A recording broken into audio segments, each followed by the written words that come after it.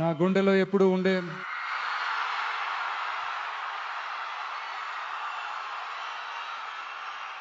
కరూర్ సొంత మనుషులందరికీ నా హృదయపూర్వక నమస్కారాలు.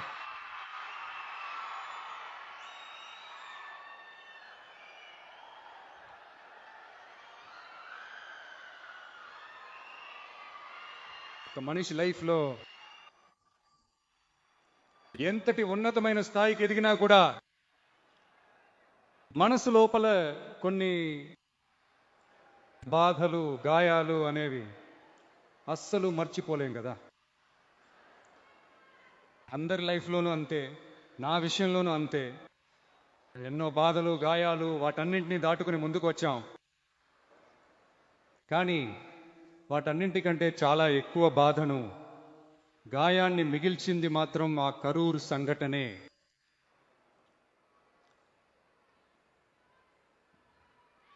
ప్రజల్ని కలవడానికి వెళ్ళినప్పుడు మనం ప్రజల్ని కలవాలి, వాళ్ళ సమస్యల గురించి మనం మాట్లాడాలి.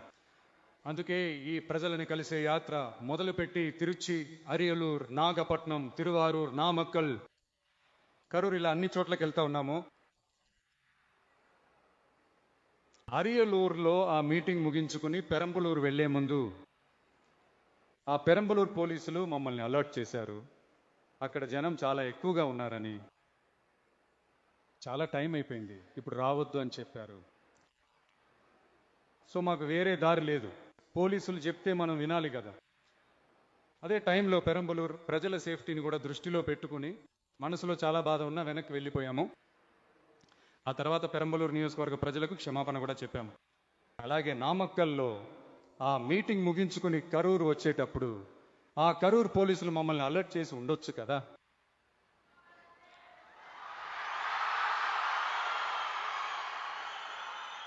లేదు సార్, ఇక్కడ ఊహించిన దానికంటే జనం చాలా ఎక్కువగా ఉన్నారు, కంట్రోల్ చేయడం కష్టం అవుతోంది, మీరు రావద్దు. ఏదైనా తప్పు జరుగుతోందని పోలీసులకు అనిపిస్తే చాలు, వాళ్ళు ఆ మీటింగ్ రద్దు చేయగలరు. మీటింగ్ని క్యాన్సిల్ చేసే పూర్తి హక్కులు వాళ్ళకు ఉంటాయి, మమ్మల్ని అడగాల్సిన అవసరమే లేదు. కానీ అవేమీ చేయకుండా హైవే నుండి ఆ స్పాట్ వరకు పోలీసులే మమ్మల్ని లోపలికి తీసుకొచ్చిన ఆ డ్రామా ఉంది చూడండి.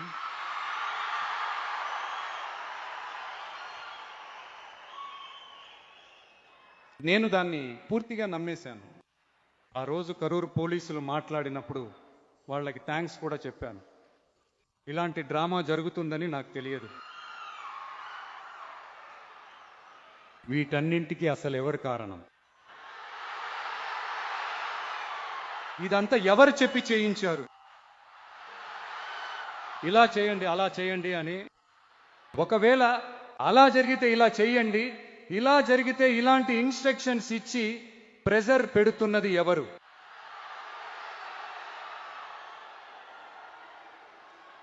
ఆ సంఘటనలో మనం ఎవరెవరిని కోల్పోయామో మీకు తెలుసా? టీవీలో నా ఫోటో కానీ పాట కానీ వస్తే అమ్మ విజయ్ మామ అని పిలిచేవాళ్ళు. వాళ్ళ అమ్మతో నవ్వుతూ చెబుతూ ఆ టీవీ స్క్రీన్ను పట్టుకుని ముద్దు పెట్టుకున్నాడు.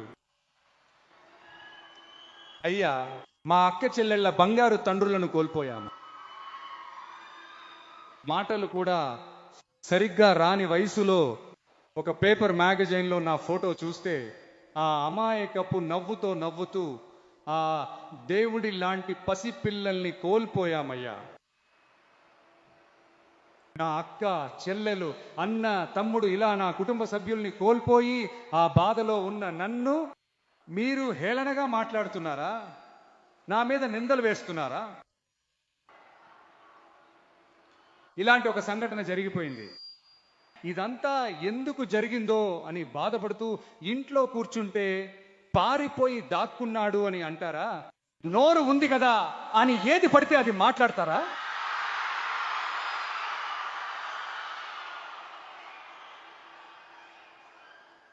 మిమ్మల్ని అడుగుతున్నా, ఆ రోజు అంతమంది జనం ఉన్నారు కదా. అదేవిధంగా ఈ L&T సంస్థతో 18,600 కోట్లతో 3 ప్రాజెక్టుల కోసం ఆ ఒప్పందం పైన సంతకం చేశాము. దీనివల్ల దాదాపు 8,200 మందికి ఉద్యోగ అవకాశాలు వస్తాయి. నేను చెప్తున్నది ఆ 3 జిల్లాల వాళ్ళకే ఇన్ని ఉద్యోగాలు వస్తాయని. కురువై సాగు కోసం 134 కోట్లతో ఆ ప్రత్యేక ప్యాకేజీ పథకాన్ని ప్రకటించాము. మన రైతు సోదరులారా, మీకు నేను ఇప్పుడే చెప్తున్నాను, ఈ ప్రభుత్వం ఎప్పుడూ మీకు తోడుగానే ఉంటుంది. మహిళల రక్షణ కోసం సింగపెన్ స్పెషల్ ఫోర్స్ గురించి మీకు ముందే బాగా తెలుసు. రాబోయే అరిజ్ఞర్ అన్నగారి పుట్టినరోజున మీ అన్న ప్రభుత్వంలో మేనమామ బంగారు ఉంగరం పథకం ప్రకటిస్తాము. ఇవన్నీ అడిగారు కదా, హామీలు ఇచ్చారు, ఏమైంది అని. ఈ దుష్ట శక్తుల్లాగా వీళ్ళు నిజమైన మేనమామలు కాదు, నిజమైన మేనమామ. అవును, మీరు చెప్పినట్లు ఇది నిజ సమయంలో జరుగుతున్నది.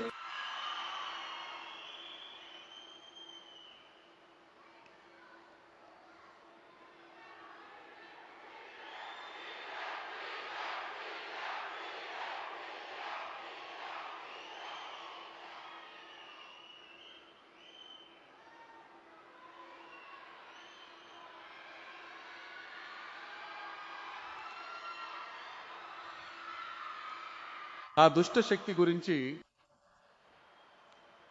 వాళ్ళ పరిపాలన పైన మేము వైట్ పేపర్ రిలీజ్ చేశాం కదా, దాన్ని సంక్షిప్తంగా చెప్పాలంటే, ఒక చిల్లు పడ్డ పాత్రలో నీళ్లు పోస్తూనే ఉన్నారు.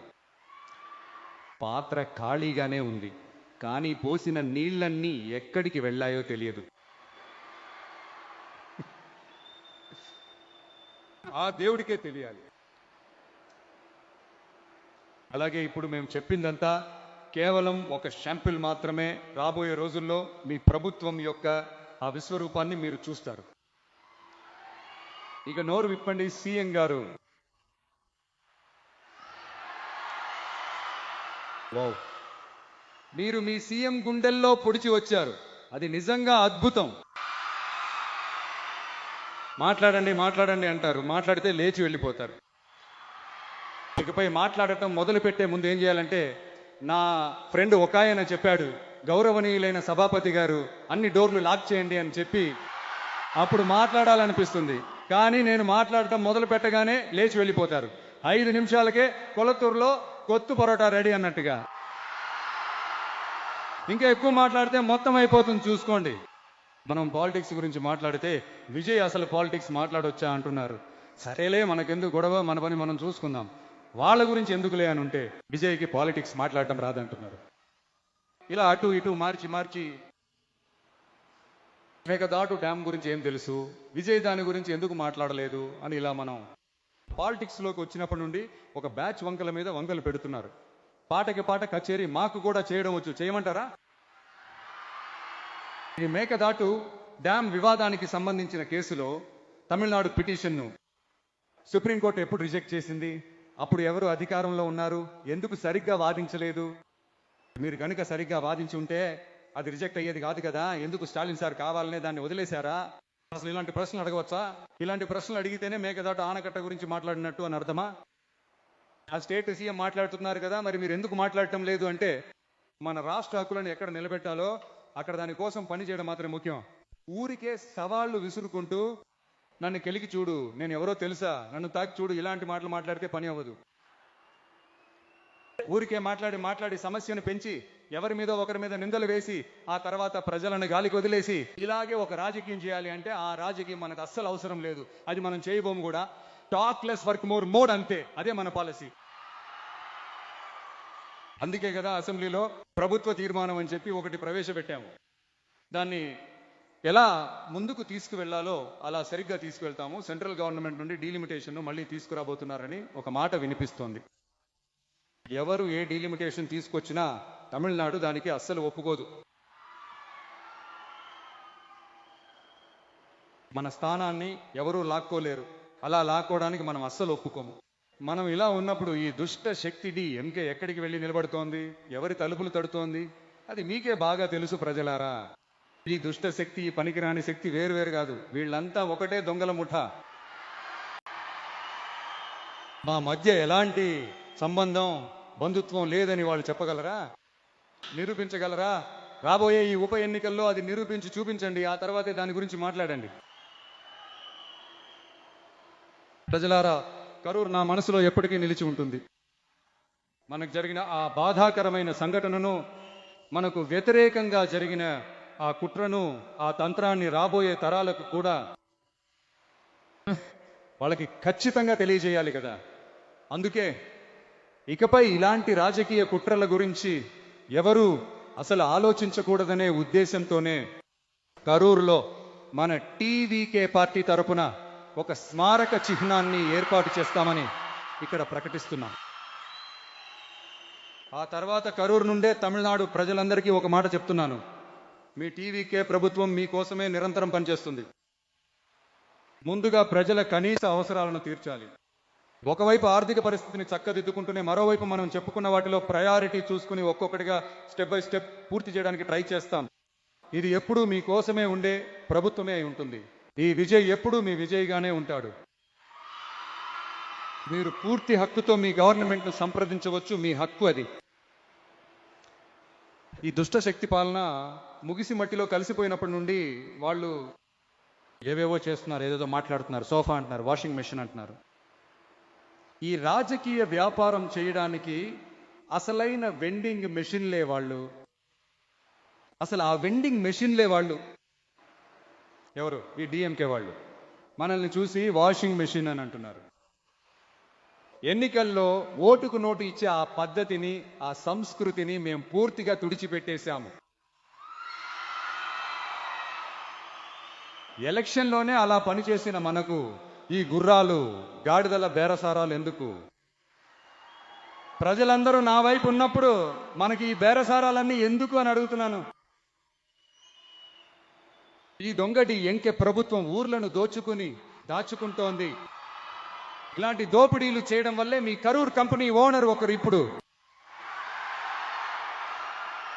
ఎక్కడ ఉన్నాడో కూడా తెలియకుండా పరిగెత్తు పరిగెత్తు పరిగెత్తు పరిగెత్తు పరిగెత్తు పరిగెత్తు చూడు, వేటగాడు వస్తున్నాడు, పరిగెడుతూనే ఉన్నాడు. ఇంకొకరు విదేశాలకు పారిపోయారు. విదేశం అనగానే స్టాలిన్ గారు అనుకోవద్దు, ఆయన కాదు. నాకు స్టాలిన్ గారిపై ఎప్పుడూ ప్రత్యేక అభిమానం ఉంటుంది. ఆయన కాదు, ఈయన వేరే. సింగపూర్కి చెకప్ కోసం వెళ్ళారు చూడండి, ఆయనే. ఇంకా తవ్వుతుంటే ఎంతమంది దొరుకుతారో ఏమో తెలియదు. మీ దగ్గర ఎవరైనా లంచం అడిగితే ఇవ్వలేమని చెప్పండి, నేను మీతో ఉన్నాను. అలాగే ఎవరైనా ఫోర్స్ చేస్తే ఇది మా కొడుకు, మా బిడ్డ, మా అన్న, మా తమ్ముడు, మా విజయ్ పాలన అని చాలా బలంగా చెప్పండి. ప్రజలారా, మీరు తోడినప్పుడు లంచం అవినీతి కాదు. అధికారాన్ని అడ్డం పెట్టుకుని ఆటలాడే ఎవరైనా సరే అణిగిపోతారు. ఒకనొకప్పుడు డ్యూటీ, డిగ్నిటీ, డిసిప్లిన్ వంటి సిద్ధాంతాలతో ఉన్న పార్టీలన్నీ ఈరోజు అసలు ఎలా ఉన్నాయో మీకే బాగా తెలుసు. అంటే ఈ టీవీకే పార్టీ అధ్యక్షుడిని వ్యతిరేకించడంలో ఒక న్యాయం అయితే ఖచ్చితంగా ఉంది. ఎందుకంటే ఆయన మీ పొట్ట కొట్టాడు కాబట్టి. ఈ అవినీతి, లంచగొండితనం అస్సలు చేయనని చెప్పి మీ రాజకీయాన్ని రోడ్డు మీదకి తెచ్చాడు. ప్రజలు కూడా ఇప్పుడు అతన్నే నమ్ముతున్నారు. సో ఈ విజయ్ని వ్యతిరేకించడంలో ఒక రాజకీయ న్యాయం ఉంది, అది అర్థం చేసుకోవచ్చు. కానీ ఈరోజు విజయ్ని చూస్తుంటే ప్రజలు తమ ఓటు హక్కును వినియోగించుకుని స్పష్టమైన తీర్పు ఇచ్చి వారి తరపున పనిచేయడానికి అతన్ని ముఖ్యమంత్రి పీఠంపై కూర్చోబెట్టారు. ఏదో ఇప్పటికి మీరే అధికారంలో ఉన్నట్టు విజయ్ కరూర్ లాంటి చోట్లకి వెళ్ళకూడదు, విజయ్ అక్కడికి వెళ్ళకూడదు, అది చేయకూడదు, ఇది చేయకూడదని మీరు అనడం నాకేం అర్థం కావట్లేదు. మీరు అధికారంలో ఉన్నప్పుడు స్టాలిన్ గారు పెట్టిన ఎన్నో నిబంధనలు, ప్రొసీజర్లు ఉన్నాయి.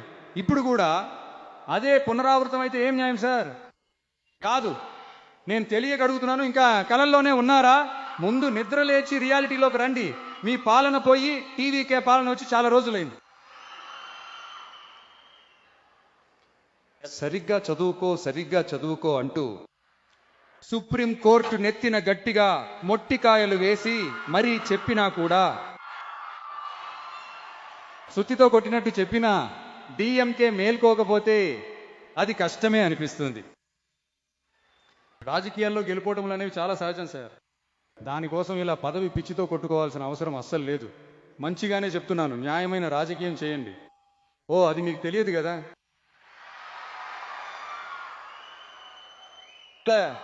దుష్ట శక్తులను ఎవరూ మార్చలేరు. పైగా వాళ్ళు తమంతట తాముగా మారుతారని అనుకోవడం కూడా అసాధ్యమైన విషయం.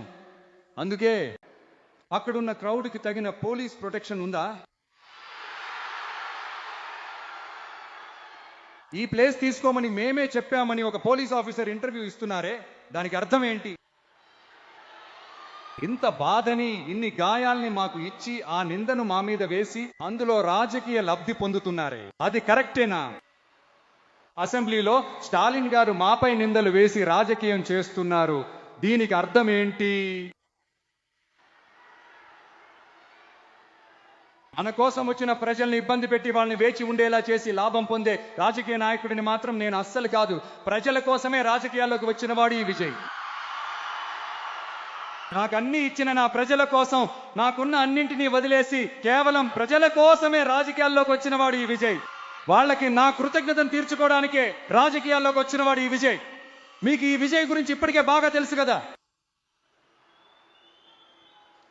కానీ మనందరికీ ఇన్ని బాధలు, గాయాలు ఇచ్చిన వాళ్ళకి ఈ 2026 ఎన్నికల్లో గట్టి బుద్ధి చెప్పారు. కానీ అది మాత్రమే సరిపోదు ప్రజలారా, అది మాత్రమే సరిపోదు. ఎప్పటికీ మళ్ళీ వాళ్ళు కోలుకోలేనంతగా ఒక శాశ్వతమైన బుద్ధిని మీరు వాళ్ళకి ఎప్పుడూ చెప్తూనే ఉండాలి.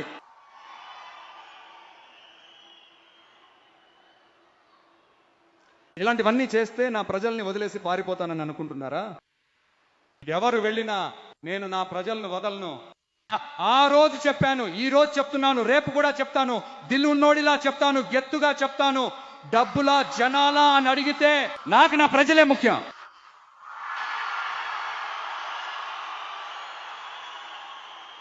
ప్రజలారా, మీకన్నా ఈ డబ్బే నాకు ముఖ్యమా? మన మీద ఇన్ని నిందలు వేస్తున్నారే, ఇప్పుడు నేను చెప్పినట్టు వాళ్ళు ఓపెన్ గా చెప్పగలరా? ఆ దమ్ము ఉందా? ఆ ధైర్యం ఉందా? అస్సలు లేదు. కానీ మన ప్రజలు ఏర్పాటు చేసిన మన ప్రభుత్వం మీద తప్పుల్ని మాత్రం డిజైన్ గా రకరకాలుగా వెతుకుతూనే ఉంటారు. ప్రతి విభాగంలోనూ ఆ పార్టీ ఫండ్,